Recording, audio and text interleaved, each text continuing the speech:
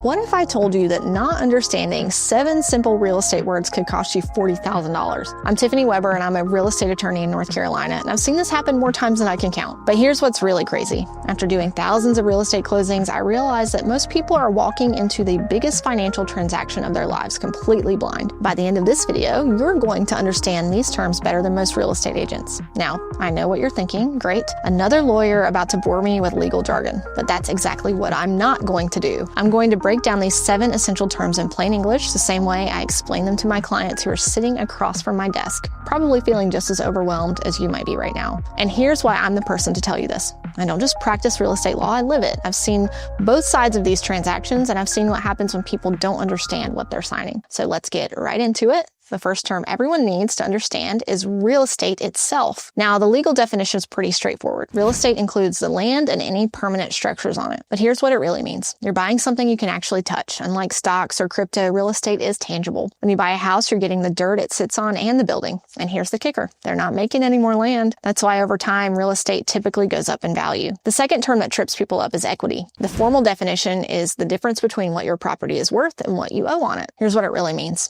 Let's say you buy a house for $200,000, but you got a great deal and only paid $160,000. You put down $5,000, so you owe the bank $155,000. Your equity, that's $200,000 minus $155,000, which, let me get my calculator, that equals $45,000. But here's where it gets exciting. As your house goes up in value and you pay down your mortgage, the equity grows. After 2 years, your house might be worth $220,000 and you might owe $150,000. So now your equity is $70,000. That's real wealth building. Now let's talk about mortgages. Legally, a mortgage is a loan secured by real estate. But here's what it really means. The bank is basically saying, we'll buy this house and you can buy it back from us over 30 years. Most people get a 30-year mortgage, which means you make monthly payments for 3 decades to eventually own the house outright. It's like a really long layaway plan. The down payment is your skin in the game. The definition is the upfront payment you make when purchasing a property. Here's what it really means. The bank wants to know you're serious. They're not going to hand over $200,000 just because you ask nicely. Depending on the loan type, you might put down anywhere from 3% to 20%. This shows the bank you have something to lose if you don't make your payments. Now, here's where it gets interesting. Let's talk about becoming a landlord. A landlord is simply the owner of rental property who collects rent from tenants. Here's what it really means. Instead of living in your house, you move out and let someone else pay you to live there. Remember our example house? If you're paying $1,000 a month to the bank and for other expenses, but collecting $1,300 in rent, you're making $300 a month in what we call cash flow. That's $3,600 a year in passive income. The person paying you that rent, they are your tenant. The legal definition is a person who occupies land or property rented from a landlord. Here's what it really means. They're the person who writes you a check every month to live in your house. They take care of the day-to-day living while you build wealth through their rent payments.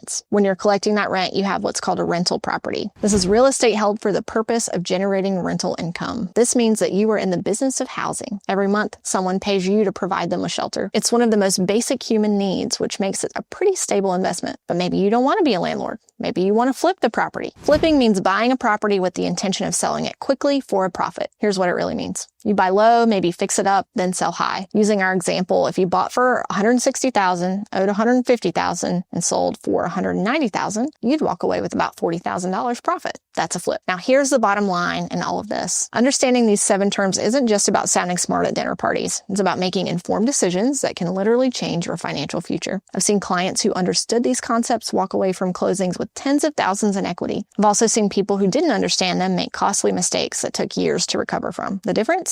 Knowledge. And now you have it. If this breakdown helped clarify things for you, do me a favor and hit that subscribe button. I'm here every week breaking down real estate legal terms in plain English because I believe everyone deserves to understand what they're signing. And here's what I want you to do right now. Think about which of these terms was the most confusing to you before this video. Drop a comment below and let me know. I read every single comment and your questions help me decide what to tackle next. Remember, real estate might be the biggest financial decision you'll ever make. Don't go into it blind. The more you understand, the better decisions you'll make, and the more money you'll keep in your pocket. I'm Tiffany Weber and I'll see you in the next video where we'll dive even deeper into the world of real estate law in plain English, of course.